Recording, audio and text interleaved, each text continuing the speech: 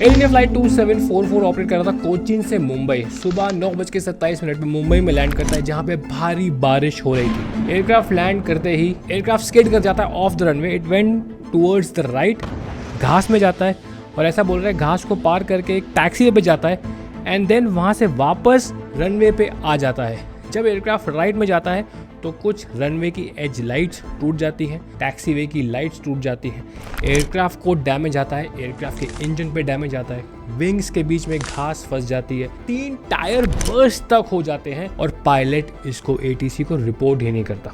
Pilot सोचता है कि शायद किसी को पता ना चले। He quietly taxies parking bay पे जहाज लगा देता है। पैसेंजर्स डीबोर्ड करते हैं। There is still no report by the pilot. As per my sources aircraft जब लैंड करता है और एटीसी को थोड़ा सा भी शक होता है तो फॉलो मी एक जीप होती है, वो जाती है रनवे पे। पहली फॉलो मी भी कुछ रिपोर्ट नहीं करती, उनको दोबारा शक होता है। दूसरी फॉलो मी ट्रक रनवे पे जाती है, रनवे इंस्पेक्शन करती है, वो पाती है कि रनवे की एज लाइट्स और टैक्सी वे की लाइट्स टूटी हुई हैं। राइट साइड में कुछ इंजन के पार्ट्स या कुछ इंजन की नेसल की कवरिंग उसको गिरी हुई मिलती है and then they shut off the runway for 2.5 hours. Runway change करते हैं, दोबारा ऑपरेशन स्टार्ट करते हैं। डीडीसी तक न्यूज पहुंचती है। डीडीसी एक टीम मुंबई रवाना करती है और अभी ये इन्वेस्टिगेशन में है। दोनों पायलट्स को ग्राउंड कर दिया है। ताज्जुब की बात यह है the captain of this flight was an examiner on Airbus 320।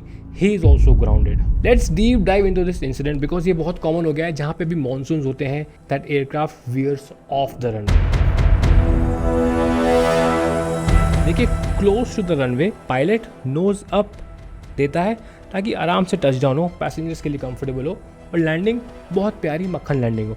लेकिन जब आप फ्लेयर अप करते हैं तो पायलट लेफ्ट राइट इनपुट देने से थोड़ा सा घबराता है। Specially if you are a new pilot आप थोड़ा सा घबराएंगे, बट इस केस में I don't understand because the pilot was an examiner, he was highly experience.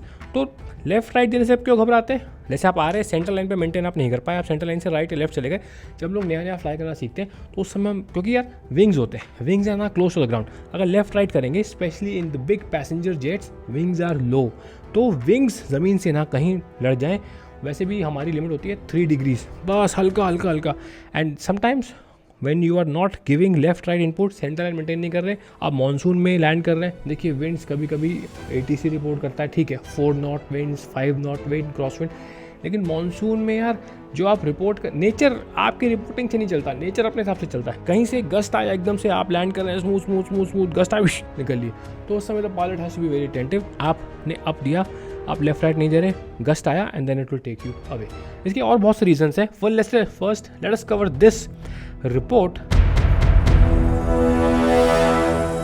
देखिए रिपोर्ट कह रही है the aircraft veered 16 to 17 metre of the runway. ये नहीं कि वो रनवे से जस्ट 16-17 मीटर्स बहुत ज़्यादा होता है। 30 मीटर्स का तो भाई रनवे ही होता है, तो मतलब जितना रनवे है उसका आधा तो वो बाहर निकल गया। After landing near touchdown zone and then came back safely and taxi normally to the parking stand. और इस केस में जो डीडीसी भी कह रहा है और जो अथॉरिटीज भी कह रही हैं, जो थोड़ा सा एक वरीसम पार्ट था कि जो कैप्टन थे वो एग्जामिनर थे, ऑलमोस्ट अपनी रिटायरमेंट एज के पास थे। एग्जामिनर अगर आप हैं तो आपकी एक रिस्पॉन्सिबिलिटी बनती है कि आप एविएशन सेफ्टी का पार्ट बने। आपने अगर कोई डैमेज कर दिया है तो उसको रिपोर्ट करना बहुत जरूरी, क्योंकि आपके पीछे वाला जो एयरक्राफ्ट आ रहा है you can put his life and that all the passengers in danger. अगर आपने कुछ ऐसा कर दिया कि रनवे लाइट टूट के उसका कांच रनवे पे आ गया और दूसरा वाला एयरक्राफ्ट लैंड कर रहा है, बारिश है, everything is against you, the weather is against you, that can cause his tyre burst as well. So ये थोड़ी वरीसम चीज़ है कि यार गलती सबसे होती है, आपसे भी होगी, कोई दिक्कत नहीं, एटलीस्ट रिपोर्ट इट ताकि फर्दर डैमेज ना हो। और सबसे वरीसम बात यह है कि कैप्टन ने कुछ रिपोर्ट नहीं किया and he quietly went and parked his aircraft. The aircraft 320 veered off the runway on November 1 taxi वे।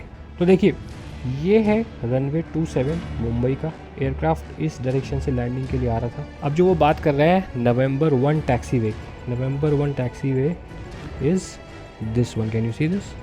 ये देखिए ये, तो ये पूरा जो ग्रीन आपको ये पैटर्न दिख रहा है इसको बोलते हैं November 1 taxi way, which is this taxi way. Confuse मत होइएगा। तो बेसिकली जब एयरक्राफ्ट पार्किंग में होता है और उसको टैक्सी मिलती है, लेट्स से आप टर्मिनल 1 जब लैंड करते हैं तो आपका जहाज़ कहीं यहाँ पार्कड होता है, यहाँ आपका जहाज़ पार्कड है, तो आपको जब टैक्सी मिलती है तो आप आते हैं यहाँ से ऐसे नवंबर, आप ये सेकेंडरी रनवे क्रॉस करते हैं November 1 and then you come at November 4 या फिर सीधा जाके November 3 एंड रनवे पे आते हैं, फिर रनवे से आप ऐसे टेक ऑफ करते हैं। तो ये बेसिकली आपका रहता है। तो बेसिकली वो कह रहे हैं कि जहाज़ लैंड किया यहाँ पे यहाँ साइड घास में गया, वियर ऑफ नवंबर 1 को टच किया और फिर वापस आ गया। मतलब काफी ज्यादा वो राइट में चला गया। जैसे शॉकिंग कि इतना ज्यादा राइट में यूजुअली अगर जाते भी हैं तो रनवे की एज लाइट्स तो यहाँ पे होगी ना, रनवे के एज पे, ये रनवे की एज लाइट्स हुई, तो ये तोड़ ताड़ के आप वापस आ गए फिर भी ठीक है। वो कह रहा है कि यहाँ तक जाके वो वापस आ गया। It is quite serious incident that means. इसमें कह रहे हैं due to torrential rain in Mumbai it was later reported to be contaminated. देखिए रनवे क्या है, जब बारिश होती है तो उसमें पानी जम जाता है। पानी में आप रोड में भी अगर गाड़ी चला रहे हैं, बाइक चला रहे हैं, थोड़ा स्लिपरी हो जाता है। लेकिन एविएशन की भाषा में जब स्टैंडिंग वाटर रनवे पे होता है and the standing water is 3 millimetre thick, तब उसको बोलते हैं कंटैमिनेटेड रनवे। और कंटैमिनेटेड रनवे पे बहुत सारी एयरलाइंस की पॉलिसी होती है कि हम फ्लाई नहीं करेंगे, टेक ऑफ एंड लैंडिंग नहीं करेंगे। बट जब इस एयरक्राफ्ट ने लैंड किया तो वो कंटैमिनेटेड नहीं था। Will talk about it more letter.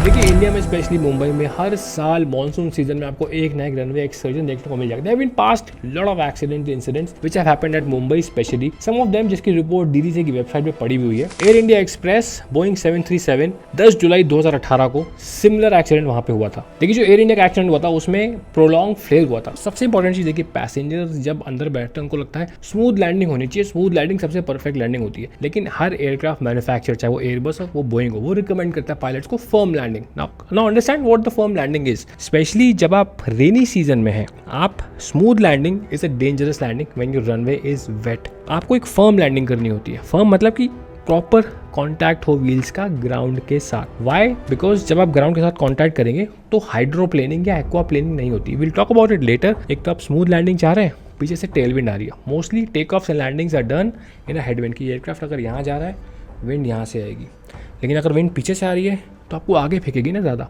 तो यू विल फ्लेयर, आप हवा में ज़्यादा फ्लोट करेंगे। तो स्मूथ लैंडिंग के चक्कर में और फ्लोट कर गया। एंड देन एवरी रनवे और every aircraft has to touch down within the touch down zone. Now what is a touch down zone? देखिए ये मुंबई का एयरपोर्ट है, ये जो एरिया आपको दिखा रहा है यहाँ आप लैंडिंग नहीं कर सकते क्योंकि आपकी थ्रेशोल्ड यहाँ से स्टार्ट हो रही है।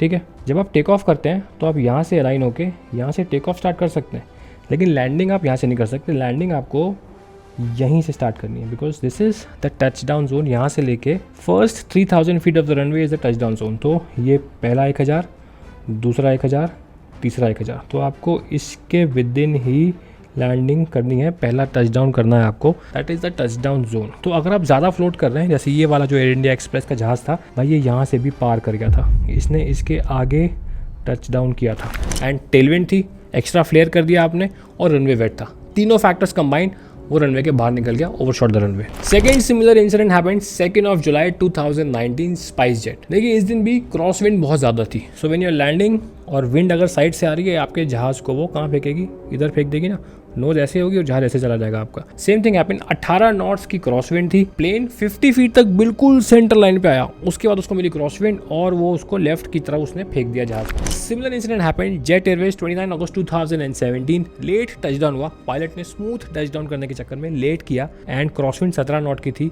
और वो लेफ्ट फॉर रनवे निकल गया। Now you know when you have raining conditions, wet runway, अगर आपका पायलट एक स्मूथ टचडाउन ना करे तो आपको खुश होना चाहिए because he followed his procedure. Yeah, let's discuss the probable causes of these accidents happening in rainy season. यार इसके पहले समझ लेते हैं कि एयरक्राफ्ट में ब्रेकिंग कितने तरीके से होती है। देखिए एयरक्राफ्ट में 3 तरीके की ब्रेकिंग होती है। एक तो नॉर्मल ब्रेक, जैसे आपकी गाड़ी में होती है, हमने ब्रेक लगाया, टायर्स पे इफेक्ट होती है एंड स्पीड कम करती है, नॉर्मल ब्रेकिंग जो टायर्स में लगती है। दूसरी एयरक्राफ्ट के पास होती है थ्रस्ट रिवर्सर्स। इंजन्स जो थ्रस्ट बनाते हैं they propel you forward, but when you use the reversers वो पूरी एयर को पीछे थ्रो करने की बजाय आगे थ्रो करते हैं, तो आपको रिवर्स थ्रस्ट मिलता है। It is very simple. So that is one type of braking. Third, जो लोग एयरक्राफ्ट में विंग्स के ऊपर विंडो सीट पे बैठते हैं वो देखते होंगे कि लैंडिंग करने के बाद विंग्स के ऊपर से ऐसा कुछ खुल जाता है। Those are called spoilers and their work is to spoil the lift, but now you want the weight of the aircraft to shift from wings to the wheels. So they spoil the lift, transfer the weight of the aircraft to wheels so that जो आपकी normal braking है वो effectively काम। So 3 तरीके की braking, normal braking, spoilers and thrust reversers। Now जब आप range में लैंड करते हैं, spoilers और thrust reversers तो अपना काम कर रहे हैं, लेकिन जो नॉर्मल ब्रेक्स होती हैं वो अपना काम नहीं करती। And now we come to the most important part of the video, type of problems faced in monsoon which are reduced visibility, contamination, hydroplaning and pilot's response. So let us discuss the most important, hydroplaning. When water is more than a certain quantity and it starts depositing on the runway. वो runway पे drainage उतना अच्छे से काम नहीं करता, तो जब एयरक्राफ्ट लैंड करता है तो टायर का कॉन्टैक्ट रनवे के साथ नहीं होता। टायर और रनवे के बीच में एक थिन लेयर ऑफ वाटर बन जाती है and that tyre is riding on top of that water layer. So tyre अब रोटेट होने की जगह स्किड हो रहा है। जो लोग फिजिक्स में क्लास 11th में रोटेशन पढ़ते हैं उनको ये अच्छे से पता होगा कि रोटेशन और स्किडिंग में क्या फ़र्क होता है। स्किड जैसे आप नॉर्मल कार में बोलते हैं कि यार स्किड मारते हैं ना, कार में ब्रेक मार के, हैंड ब्रेक मार के जब कार को घुमाते हैं ऐसा, तो tyres are not rolling, tyre stuck है लेकिन फिर भी गाड़ी आगे जा रही है। जैसे स्लिप करते हैं, आपने ब्रेक मारी और आप स्किड कर गए, आप गिर गए, तो सेम पानी में भी होता है। हाइड्रोप्लेनिंग को अवॉइड करने के लिए ही मैनुअल रिकमेंड करती है कि पायलट्स एक फर्म लैंडिंग करें, ना कि सॉफ्ट लैंडिंग करें। Second reason is reduce visibility. जब आप ड्राइव भी करते हैं तो आपको विजिबिलिटी होती है, कम हो जाती है, तभी आप कार्स में वाइपर लगाते हैं। रिड्यूस विजिबिलिटी में थोड़ा सा पायलट को इल्यूजन भी हो जाता है एंड दैट्स वाई थोड़ा सा वो ऊपर फ्लेयर कर देता है। रनवे की डेप्थ सेंस करने में थोड़ी दिक्कत होती है, तभी वो लॉन्ग फ्लेयर वाली दिक्कत आ जाती है। Contamination. So I discussed when the water is more than a particular depth, which is 3 millimeter, it is called a contaminated runway. Aquaplaning होने के चांसेस ज़्यादा होते हैं. That's why a lot of airlines have an SOP. Contaminated runways में हम operate नहीं करेंगे. Pilot response, monsoon में देखिए, you need a little extra level of skill to handle the aircraft because gust कहीं से भी आ सकता है. Personal experience I was doing Chennai to Delhi flight, सब कुछ ठीक था, मैं आ रहा था. क्योंकि क्या होता है, जब आप लैंड कर रहे होते हैं आपका एक हाथ थ्रॉटल पे, एक हाथ योक पे या स्टिक पे, and then when you are very close to the ground you do not move your hands. अब वाइपर का कंट्रोल ऊपर होता है। जब हम लोग लैंडिंग पे हैं, 1000 फीट पे हैं, 2000 फीट पे, तो तभी हमने वाइपर ऑन कर लिया। अब नाउ मैं नीचे आया, इतनी ज़ोर से गस्ट आया जस्ट 50 फीट 30 फीट पे, ना यू डोंट हैव टाइम कि ऊपर देख के आप ऑन करो फिर नीचे देखो, तब तक तो जहाज गया आपका। मेरे साथ ऐसा हुआ, एकदम हैवी पैच ऑफ रेन आया एंड विजिबिलिटी मेरी जीरो हो गई फॉर अ सेकेंड और two, and then I had to land and use all my experience and land कि हाँ यार I have to make out where the runway is. तो वो थोड़ा सा क्रिटिकल सिचुएशन हो जाती है and then all your experience of 10 years comes into that 2 seconds of operation. तो pilot response is also very important. एक और इंपॉर्टेंट चीज़ जो स्पेशली बड़े एयरपोर्ट्स पे मायने रखती है, देखिए जब आप देखते होंगे कोई भी एयरक्राफ्ट या कोई भी वीडियोस देखेंगे एयरक्राफ्ट लैंडिंग के, तो जिस पॉइंट पे एयरक्राफ्ट लैंड करता है वहाँ ब्लैक मार्क्स बन जाते हैं, because when the aircraft lands it takes a second for the wheels of the aircraft to roll. लेकिन जहाँ पे वो इम्पैक्ट करता है एयरक्राफ्ट के टायर्स थोड़ा रबड़ छोड़ जाते हैं वहाँ पे, तो वो टच डाउन जोन है, पूरी वो ब्लैक हो जाती है। उस पर जब पानी पड़ता है तो इट बिकम्स वेरी स्लिपरी। हालांकि जो मैंने पता किया, मुंबई में रेगुलर इंटरवल्स पे टच डाउन जोन में रबर डिपॉजिट निकाले जाते हैं, बट फिर भी because the monsoon are so heavy, थोड़ा बहुत effect may be that also place in monsoon season.